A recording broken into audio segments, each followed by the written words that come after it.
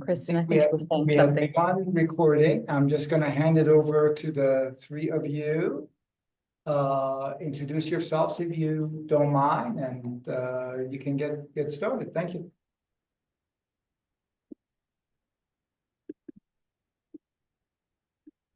All right, let me, is it okay if I share the screen and just advance through the slides?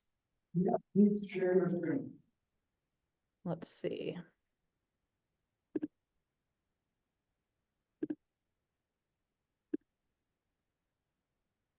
Ashley, when we get to my section on templates, could I just get the screen shared to me? Because I want to show links to things. Sure, yeah. Thanks. All right, should I stop sharing and then let you share? Sounds good, okay.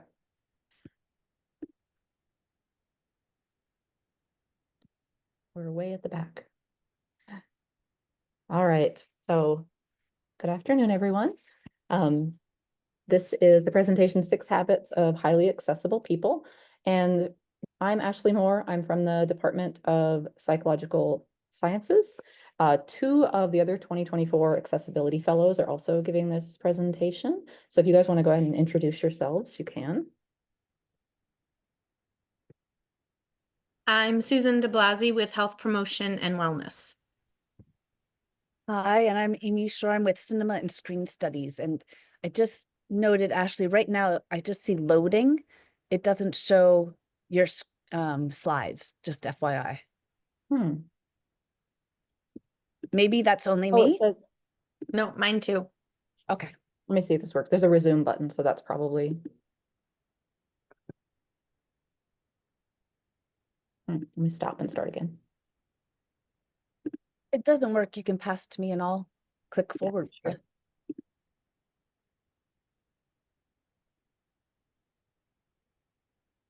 There we go. That look better? Well, you're here for a minute. Well, it keeps saying loading. I saw a slide for a moment. Okay, let me stop and let you go ahead. Okay. There you go. Yep, I'm getting there. Can you see it? I can, yeah. Okay, so you just say advance and I will advance. Sure. Go ahead and go to the slide after our pictures.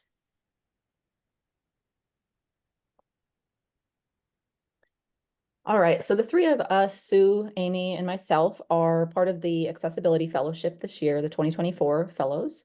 Our mentor was Emily Bouvier. She's actually getting off a plane right now, so she couldn't make it. So she asked me to just say a little bit about the fellowship. So every year, I think 3 to 4 faculty members are part of this fellowship. And, oh, yours went away too, Amy.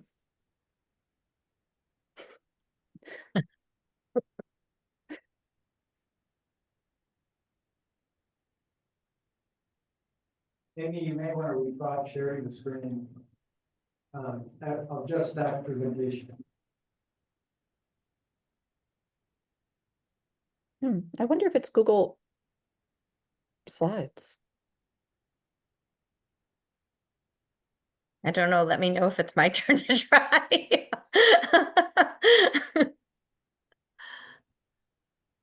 It's that I pushed a button. It's my fault completely. Just be clear that this is not part of accessibility. This is just part of living with Zoom. I'm going to try one more time. It started to change what I could see. Yikes. Why is it doing this? Oh no. Keeps moving things around. Uh-oh. You want to try, Sue? You may want to stop sharing first. Oh yeah. I just wish I could see anything once I'm in share mode. So, wow. Never had this problem before. Sorry, guys. That's okay.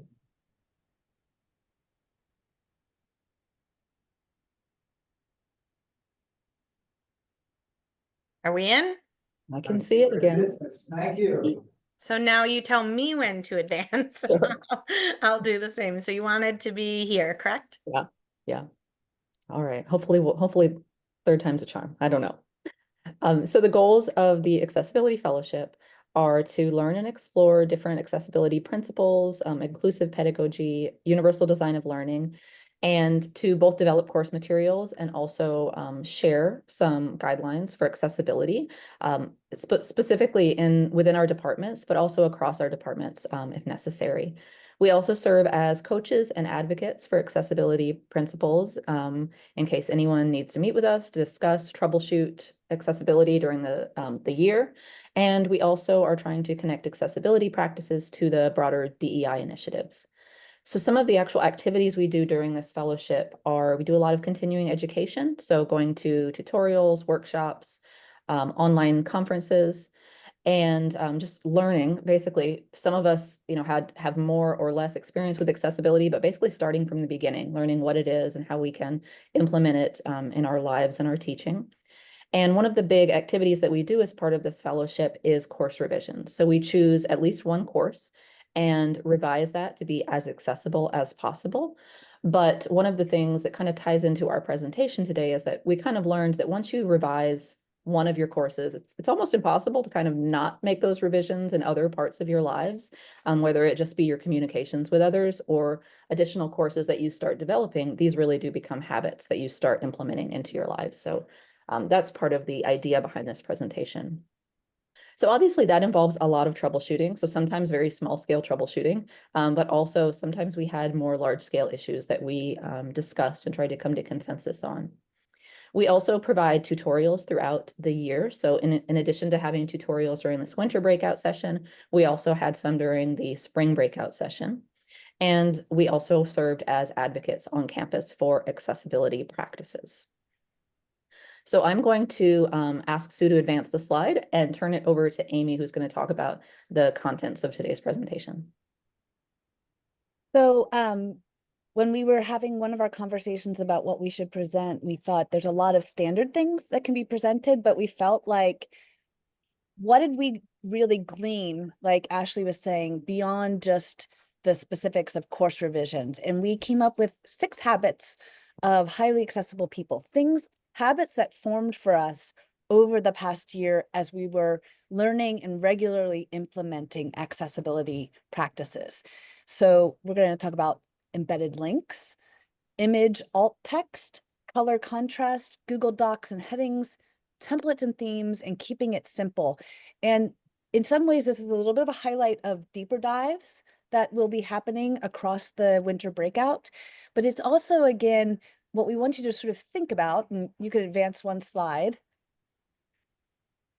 is that notion of making it a habit. So it just happened this morning in Apple News.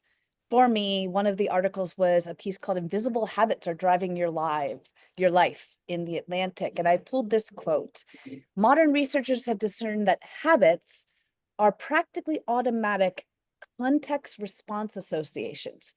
They form when people repeat an action cued by some trigger in an environment. After you repeat an action enough times, you'll do it mindlessly if you encounter the cue in the environment." And they gave the example of, you probably don't think about when you go in the shower which hand you use to grab the shampoo. It's just a habit, right? You enter that environment and you have those cues. So what we were noticing is in Google Slides, in Google Docs, in our emails, once we had started using some of these things like regularly using headers and using themes, etc., that when we entered those environments, we followed those cues. And so we're just going to highlight those for you today and kind of encourage that if you just keep at it, these habits form and it doesn't become such a quite burden to be accessible. It just becomes part of the way you work. So I think we can advance and go to our first habit. Sue. All right. So one of the things that I am discussing is about embedded links. Now, when I think about embedded links, I got an email today that had 3 or 4 embedded links in them, but it raised the question for me, how I compare things sometimes in my athletic coaching classes, in that once people know the why behind things, I feel like it becomes more conscientious for you to do the how. So if you don't necessarily know why you're doing, sometimes people are resistant. So some of the whys to embedded links is to help with the navigation and help people navigate the content more efficiently. Along with that goes clarity, using a clear and descriptive link to help the users understand their content. And then the third point being hyperlinks help all users access and understand the content. And one of the themes that I've grasped onto as in my service as a fellow is that what is essential for some is useful ultimately for all of us. I have a little cartoon that I paired with that thought. I know y'all can read, but sometimes I like the opportunity to tell a little story. So if you can see, there's a gentleman outside who's shoveling snow off of the stairs, and the person in need of accessibility asks if he would shovel the ramp. And he said, I'll shovel the ramp as soon as I finish the stairs. He says, but if you shovel the ramp, we can all get in.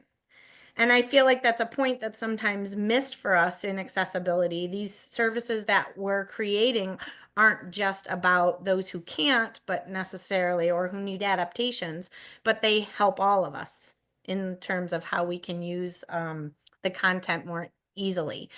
So in linking our text, a couple of things that are important about that is making sure that when you create a hyperlink, it has some useful, meaningful, descriptive language, something to it. And I guess the most important contrast to that is avoiding phrases like click here or read more. You can find out more about this topic here. When we use those indescript tones and that's the only thing that's linked to the hyperlink, then the person using a screen reader misses out, because a screen reader will scroll sometimes. One of the effective strategies for them is to scroll through the hyperlinks, and by having the descriptive language, it tells them where they are in the reading and how to navigate through the text. Along those same lines, if you use the URL as a link, you sometimes, again, make it more difficult or challenging for those, especially using screen readers. So along those lines, the clarity becomes even more important while they're using the screen readers, as it helps them navigate from link to link, as I already said. And then the last thing I wanted to point out with regard to the hyperlinks is, quite often when you use your software to create the hyperlink, it'll automatically be underlined, but the color doesn't necessarily change. And it's a strong recommendation to modify the color so that there are two key features to the hyperlink that identify it from regular text. So the underline may come as an automatic, but the color change you may have to do manually. And that's embedded links and hyperlinks. Oh, sorry, I forgot my own last slide.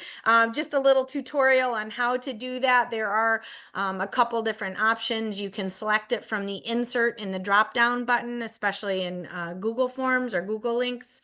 But you also can right-click, and it gives you the opportunity to choose link from that drop-down menu, and you can create a hyperlink from that as well. Amy? Okay. So since I'm in cinema and screen studies, they assigned me images, of course. So what we're talking about here is alternative text for images. So what is alternative text for images? If you were to change the view, I can't do this, I was going to, and just be scanning the Google Slides outside of the slideshow, I would be able to click on this image on the left and show you that it has alternative text. Alternative text describes what's in the image for screen readers. It's also useful for individuals who may need clarity. They're not visual learners as well. So in using alt text, in most software, Sorry. that's okay. I was trying to hit your click so that I could show what you wanted to show. That's okay.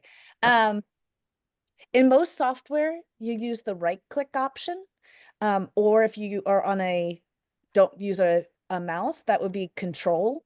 And then it should pop up and say alt text option. It'll be a drop down. You click on it and it'll prompt you to put in the alternative text. What we recommend is keeping it short, maximum 2 sentences, unless this is a really complicated image, in which case you probably even want to think about whether you have too much of your content information inside of an image.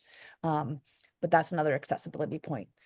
Focus on the purpose of the image rather than describing all of the image details. So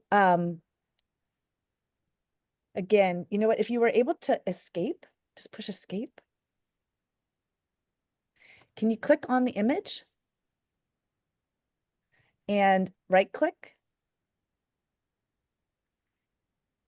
You can see here at the bottom, I put cartoon of a computer screen with an image icon. The image icon has a tag attached to it that says alt. That's my choice for the alt image here, alt text for the image here.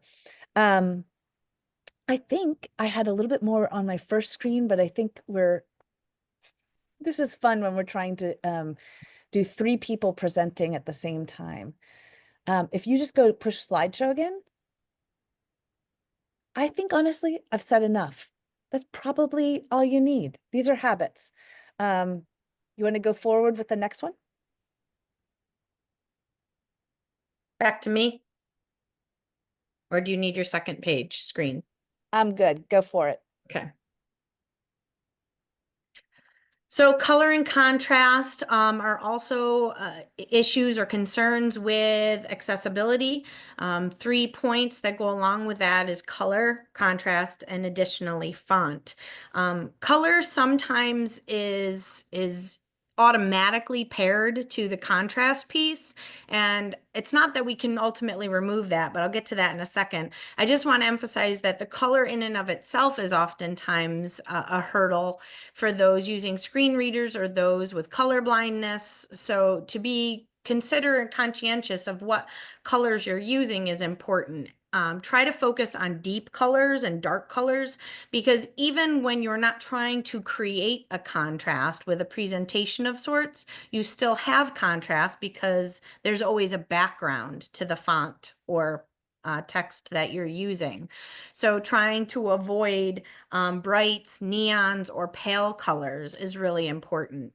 And then we get into the contrast piece, and I did include the formal content down at the bottom so that you can see that, but I wanted to share with you these images that do have alternate text to them, but you'll see that some are more highly visible and are indicated by the color combinations that are used in the 2 graphics. So you can see that dark blue background works well with a white font. Also with even darker blue, they have a bright yellow. So when you can create those contrast ratios, you have a good presentation that's available to all your students. Along with that, there is a link here that you can use to get accessible color palettes. I've summarized that below: black and white, green and white, blue and yellow, red and white. Those are some of the classics that work really well when you pair them together. Along that same lines, if you wanted to evaluate the color combinations that you're using, this is a hyperlink to a site that allows you to enter in the colors and the font that you want to use, and it tells you how that combination works and if it does meet the accessibility criteria. And the last thing I wanted to bring up in this subject is font. Your font choice can make a significant difference in the creating obstacles or removing obstacles for those trying to use either screen readers or who have other struggles with regard to their accessibility. So if you can select a sans serif font whenever possible, and in presenting all this, I did some extra research just to find out that almost every font, if you Google it, it'll tell you what its accessibility availability is, or how well it would work in the means of providing fluid reading for all users. And then Ashlee. All right, so number 4 is about using Google Docs, and I kind of link this to headings here.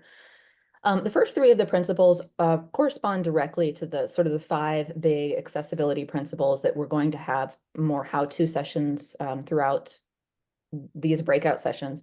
The next 3 are a little bit more sort of like big picture things we've taken on and implemented in the course of trying to implement all of these practices.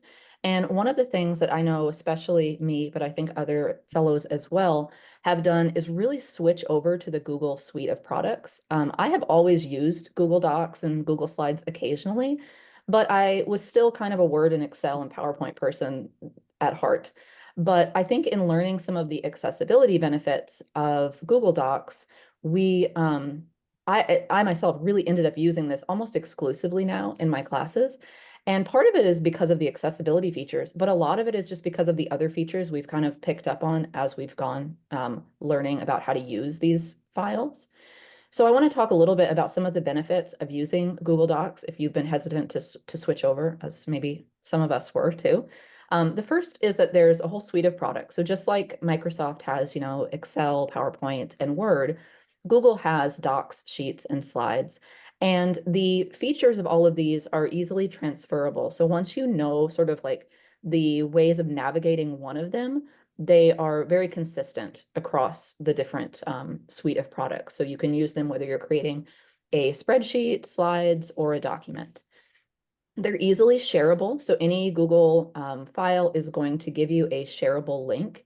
And that goes back to the embedded hyperlinks. So instead of us now uploading documents to Brightspace for students or attaching a file to an email, we now just link out to this Google Doc and include an embedded hyperlink, which gives them context about what they're going to be looking at and where they can go to it. It just kind of simplifies the steps for me and for the person I'm communicating with. In addition to that, the permissions are great in terms of you can set the file to just be as like a viewable file. Nobody can make edits to it. But then you can also add specific editors. So you can use the same file that allows certain people to edit and certain people to view. So for example, when I share my PowerPoints for a class, I make sure that the default permissions are just to view. So I can make changes to it, but obviously students can't get in there and start making changes. Another really great feature is that all of these Google files track your edits and they save backups. So what I've learned is that whereas in the past with Word, I would create a syllabus every semester for a class, what I can do now is I can actually go to the versions tab in Google and go back to like spring 2023, and I can actually name that and say, this is my spring 23 version of this document. And so I can keep, I'm not sure if there's a limit, but I can keep years of edits in a single Google document, which, you know, hopefully that will help with our sort of saving in our Google Drive space some, but it's very useful for me. It's also useful in that I've started using this with my students, especially with group work. I know if any of us do like group work in our classes, you might have those students that come to you and say, oh, so-and-so is not doing any of their work. They haven't done anything in 3 months, right? And I'm always just saying, look, well, add me as an editor to the document. And then I can go in and see exactly when students did work, how much they did, you know, different versions on different dates, makes it really easy. It also helps me when I'm reviewing revisions on writing assignments. I can see exactly what they have revised in a really long document without having to read the entire document over. So not only is it helping the students, it's also helping make my life a lot easier. The last thing is that it improves efficiency for course updates. And what I mean by that is in previous iterations of my classes, if I was giving this presentation and you were all my students and I said, oh God, I forgot number 7 on this list and it's going to be on the exam. And I needed to put number 7 here. I would have to write a note to myself in the class. When I got back to my office, I'd have to go make that update to the PowerPoint file, save it, email it to everyone, or maybe even re-upload it to Brightspace and then change the link to the document and all that. Whereas now when I'm giving a class and I realize I've made a mistake in the slides, if my students all have the link to that slide, all I have to do is just literally press escape like Amy did earlier. You don't have to do it right now, Amy, but just add it to the slide, type it in, and I don't have to think about it ever again. The students, if they're looking at it in class, will see it immediately. It saves that in itself saves so much time for me, especially as someone who gets a little like panicky when I miss a period or something, right? Like I'm always trying to go back and make changes. And the other thing is, I know me and Amy talked about this a little bit. We've started using this for our syllabus and our schedule in our classes. So if we have a schedule change last minute, we can just go ahead and make that change right on the file, and it's going to show in Brightspace automatically that change. I've also learned that Brightspace allows you to embed these documents right on the Brightspace page. So you don't even have to send them to a Google link. You can actually use, Google will give you some embedded code that you can put in Brightspace. And so when the student goes to the syllabus, it will open up a Brightspace page, but the Brightspace page will look like a Google Doc. And so they're still in the course, but they can see the syllabus and they can see the schedule. So the efficiency is amazing. So all of that is sort of the things that we've learned, what has kept us at Google Docs. What has got us there, or got us there, was kind of some of the accessibility features, which is on the next slide. So if you can advance, Sue. So I've included a link here when these slides go out to you later for the accessibility features and how to use them in Google Docs. We are going to be talking about these, like Amy said, in individual how-to sessions throughout some of the upcoming sessions in the winter breakouts. But if you don't have time to go to those, if you want to see how to use some of these features in Google Docs, you can use that link.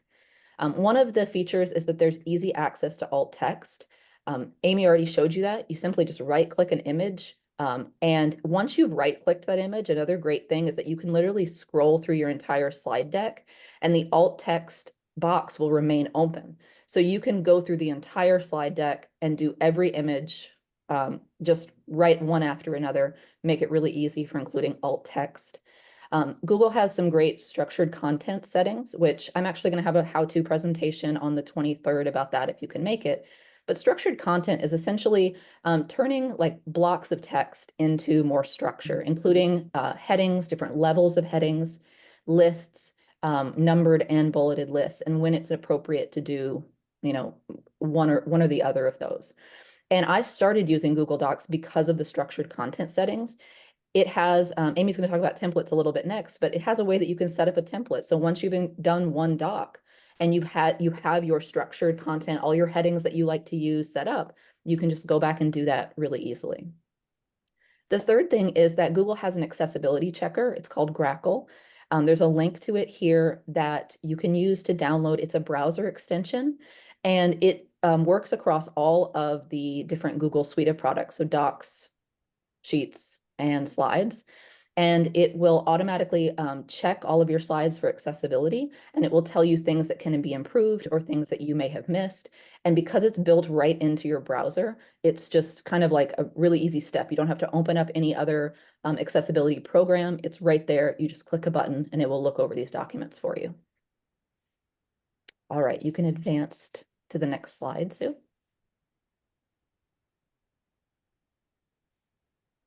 Okay, I left and I've come back in hopes that I can now share because it would be a lot easier for us. So if you could create, if you can go out of it, Sue, I'm going to try and share. Fingers crossed. Oh, it's once again not showing up. Okay, we will do the best we can with Sue. Do you want me to leave it? I can share, but be not in presentation mode. Just share, and then I will verbally describe things, and I'll be happy to create an addendum recording of my walkthroughs on stuff. So what I was thinking about is the use of templates and themes as a way to work through all of the different accessibility features for a given set of kinds of documents or materials, and then establish that base structure so that every time you go to create, and I'm thinking as a chair, a memo, an agenda, right? Or a course lecture, I know which template I can pull, and it will already have considered all of the things we've discussed, right? It already has the headers set the way that I want. It has color contrast. If I have standard images, the alt text is already in there. So I'm going to talk a little bit about that for Google Slides, and then very briefly about Google Docs. And I do apologize if I frustrate people by not being able to demonstrate what I am going to be describing. So what's the difference between templates and themes? Templates are established document formats with defined structures. So thinking about what Ashlee just said in terms of having the structure so that it's accessible, templates really help you ensure that. Themes, and this really relates to when you're doing Google Slides, are established document styles that are more flexible. So in Google Slides, there's actually a button we'll see that you can push for themes, and it allows you to go through and manipulate. In Google, I said that was Google Slides. In Google Docs, what Ashlee will probably show you in her presentation is you can establish what you want your title, subtitle, header 1, header 2 look like, and save that.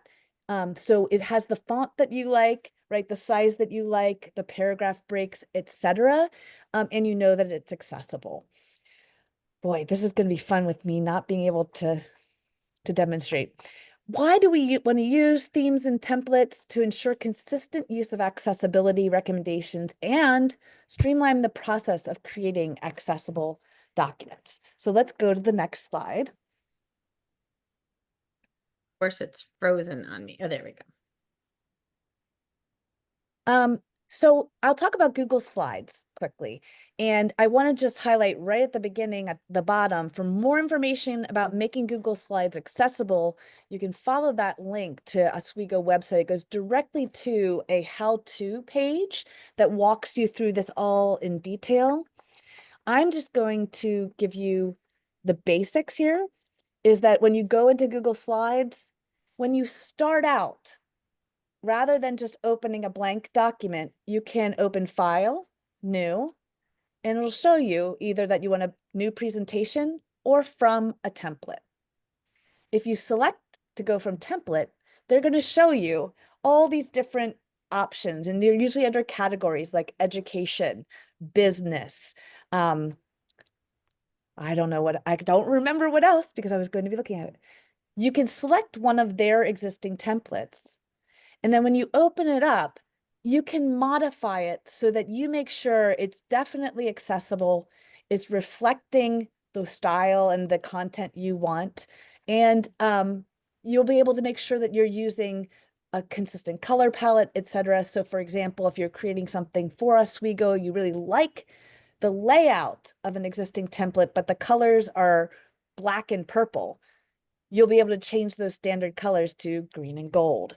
And then you're able to save your template so that you can use it in the future as a shortcut for yourself. Go to the next slide.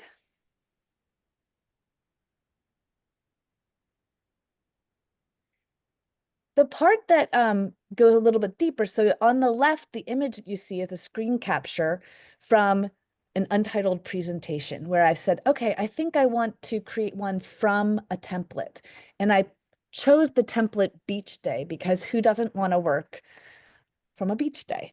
But I might look at it and say, you know, that green is really lovely, but it's a little bit too bright.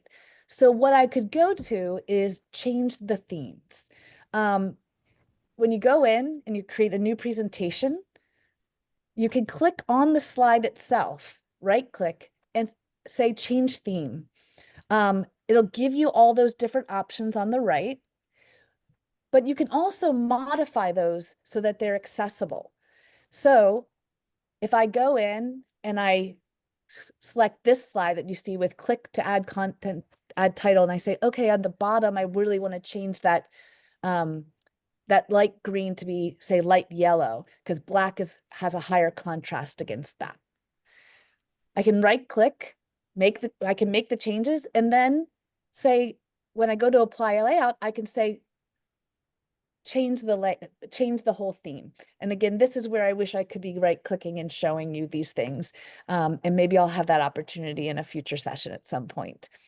So there's themes that already exist, then you can modify them. And if you go forward to the next slide, you can then save those in order to be able to reuse them. So that was Google Slides. In Google Docs, it's not quite as clear about creating templates. The themes is very easy to find. When you go into Google Docs and you open a new file, you'll be able to see a drop down for creating, and Ashlee will be discussing this in a future session, a title, a subtitle, header 1, bullet lists, and you can modify those. But one of the challenges that we had was, well, do I have to go in every single time and recreate that? No, you can save your preferences, which I know Ashlee will show you how to do. So if you really like Times New Roman rather than Arial, you can save that. But what happens if you create something like a recommendation letter and you know that you have a certain format, you have the logo at the top, etc., or you create a syllabus and you have a structure that you really like for your syllabus. You want to be able to ultimately save that whole format, right? There's no direct way to do that in Google Docs, but I did my research and it says it here. When you create a document, if you want to save it as a base template, the best thing to do is you go up into the URL, go all the way to the end of the URL. There's going to be language, you see number 4 in the URL, it will say edit, question mark, tab, equals, anything after edit. You cut that and you change it to template/preview. And once you hit return, so that it changes the URL, a new screen will pop up. It's like magic. It's a black background, and it will tell you, like, this is your new template. Are you happy? You say yes. And what you can do is just bookmark that page in your browser. And then every time you want to use it, you just go back, click on that bookmark. It'll open up that template. And if you do file, make a copy, so you're not overwriting it, you can then create you'll have that base format that you can keep using over and over again. When you make a copy, make sure you create a new file name so that it works for you and you move forward using your template. So what I was really trying to bring together in the templates and themes piece that you'll learn more about is all those lessons you learn over a year as a fellow. You don't want to have to redo it every single time you're opening a new document or a news deck, slide deck. So we were trying to look at how can you aggregate those things so then you can be much more efficient. That's what I've got. So what's next? Okay, our last one, keep it simple. That was very helpful, by the way, Amy. I have not used Google Docs for new templates, but sounds like something I'll try. So the last one is called Keep It Simple. And this is something that was kind of a paradigm shift, I guess, for me about maybe a third or halfway through the Accessibility Fellowship, maybe about a third of the way. So I think me and probably others that have been in this position at some point start getting very overwhelmed by the amount of stuff there is to learn. So obviously some of the more basic concepts, alt text, hyperlinks, that stuff you can pick up pretty quickly. But when it comes to some of the more advanced stuff, it can get really overwhelming really quickly.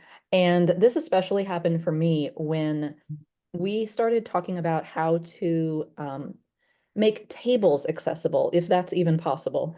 And it turned into quite a long discussion, and we opened up several different screen reader technologies and had them read out what it would be like to try to see a table with a screen reader. And what we learned is that, sort of what we're doing is really limited by the technology that's being used.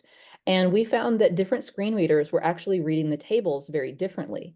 And so in some way, this was sort of like one of those moments where I was really overwhelmed. I thought, well, how in the world can I make something accessible if I don't even understand how it's going to work if different technologies are interacting with it differently. And in one of our AXCon, which is like an accessibility conference, I went to one of these sessions that was called Keep It Simple. And it was a web designer who was talking about accessibility practices and the fact that a lot of times, some of the things that we fuss over for so long in terms of how to make things accessible can really be circumvented by just keeping it simple. So this is not to say, you know, not to learn these practices about accessibility, but if you're feeling overwhelmed or if you really don't have the time to really put into learning all of these things, everyone can make some steps towards making their content more accessible just by keeping the content simple. So I've got a couple of examples on the next slide in terms of what I mean by this. So if you can advance one slide, Sue. So this slide is a good example of keeping things simple. First of all, use basic colors. So you can go take a really deep dive if you want to into the different various color and contrast and themes that you can use. And if you want to do that, that's absolutely okay. But if you don't want to take the time to understand exactly what colors that you can or cannot use, you can always fall back on black and white. A black background and white text or a white background and black text are always going to be the most provide the most contrast and be the most accessible for people with vision issues. Another thing that you don't see on this slide is an image. And I know I have often included images on almost every slide because I was worried that my students wouldn't look at it, right, if it wasn't visually stimulating. But in some ways, you have to really think about, and you do this when you create alt text for all of your images, you start to think, wow, are all these images really necessary? Amy mentioned using like 1 to 2 sentences to describe your image. So if you have an image and you're having a really hard time describing it in words and you are taking a paragraph to describe that image, it's probably not something that's necessary. And it may even be something that your students who are not using the alt text are having a hard time comprehending what you want them to if it takes you 4 to 5 sentences to explain it. So if you can remove those images, if it's not really necessary, go ahead and remove it. You don't have to include an image on every slide. There's also a function in the alt text that you can mark an image as decorative. And so screen readers will essentially pass by it and not give context for it. That can be useful as well. So like this little purple star up in the corner of all these slides is marked as decorative. So if you're using a screen reader, it's not going to worry about trying to describe the context of this since it's not necessary. You can also have images that have text in them. So for example, if you've taken a scan of a document or a screenshot of a website. So in cases like this, you can actually include the text in the alt text, but if possible, you probably shouldn't include that as an image. Instead, you could include the text of that image directly on the PowerPoint file or the other file that you're using. And this goes for, you know, if we're not using an image that needs extra context. So like in the previous slides where we were talking about like where to click on an image, that might be useful. But if you're taking a screenshot of a page out of a book, it would be much better to just copy that text and paste it into the document. And then the last one is tables, which is something I got stuck on. I was a table lover before this fellowship, and I would always include my schedule in a table every semester where I'd have columns, one column for the week, one column for what they were supposed to read, another column for the assignments, etc. And so what I started doing when I realized that tables were quite problematic for screen readers was I created a list version of my schedule instead. And so lists can work very well in place of tables. I was hesitant to use these at first. And in fact, my very first semester, I created a table like I always did. And I put a link at the top that said for an accessible list version of this schedule, click here, and directed them to a list. And surprisingly, what I found was that during the semester, when I was looking at the schedule, which I often do, I found that I was actually using the list version more frequently. It was actually easier for me to access. And that was not something I would have ever guessed. And so since then, I've actually started moving towards lists. Now, the one thing about lists is that the document does get longer because you can't use columns, but it's much easier to find the specific sort of like week you're looking for or topic you're looking for, go to it and have like a small digestible chunk of information. So all of these things within the Keep It Simple category are things that help your material be more accessible, but they also decrease your workload. And I think that's one of the things, hopefully this whole presentation tried to get at, was that accessibility can be really complicated. You don't have to devote all your time to being accessible though. You can make these habits that once you learn them, you can implement, you know, without really thinking about it.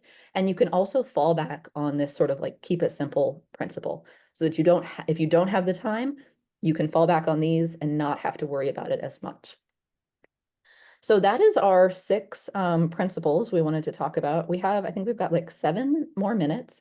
And so if we have any questions or discussion that anyone wants to ask us about these principles or the fellowship itself, we'd be happy to take those questions. Thank you very much. You can advance to the last slide, Sue.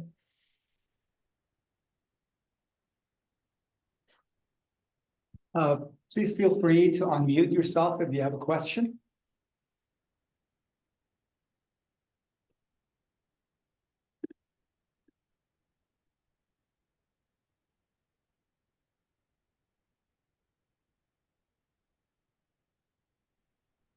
So I've got one for you three.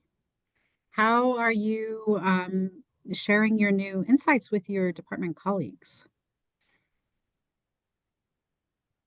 I'm happy to or go. your students? Either one. I'm happy to go first. I'll say with colleagues, you know, I have a small department. So I've modeled a bunch of things for them in terms of how I create documents, how I issue emails. But I basically sat down one-on-one with people. So for example, one of my colleagues loves to have tons of images in his syllabus and has columns and everything. And the layout is visually appealing, but it was completely inaccessible. So when we were handing in all our syllabi and we all look at one another's syllabi every semester, I just popped him a note and said, hey, you know, if you ever are interested, I'm learning all these accessibility tricks, and I think that you could put them to work in your syllabus and it would be effective. And he was very happy, and we Zoomed and went through. And in fact, I was able to show him some of those tools Ashlee was talking about. I had Speechify on my computer. It's one that does screen reading, and just show him the difference after we had edited one section between how the screen reader dealt with his original version versus the one we did in Google Docs. And he saw the value immediately. So I have a small department, so one-on-one has been the best, and modeling with students, I'd say it's been a reverse direction for me. Every time I talk about accessibility, the beginning of the class, and have told them that I'm a fellow and I'm trying to increase accessibility and what it means. And I ask them when I'm given presentations, if you have any problems or any ideas, and I get students who regularly will raise their hand or after the class come up and say, you know, you want to do this, you want to do that. And one of the big things that came out of it was I have been an anti-subtitle person. I'm a film professor. I want them to watch the movie. And I held a vote across my classes. How many of you would prefer to have the subtitles on? It's partially their culture, their Netflix culture, but the majority wanted subtitles. And they gave me different reasons why. And so I've shifted that entire practice, that I have subtitles on no matter what the film or the video is. So I got a lot coming from my students telling me what they wanted and they needed. We do have a chat from Cecilia about an Grackle extension link. Is that something any of you folks could? Yeah, I can't actually, I actually misread the comment. I posted a link to our Google Slides, and within that, it includes all the links that we have for the presentation, and that the Grackle is in there as well. That's even more efficient. Good. And just so you know, there's actually for some reason you have to download a extension for all 3 types. So docs, slides, and what's the other one? Docs, slides, and sheets. I'm so used to the Microsoft terminology. But once you download those, it's the same like button. You just have to like I guess it just gives it permission to access the files. But there's 3 there, and they're right at the top of that link. All right, any other questions?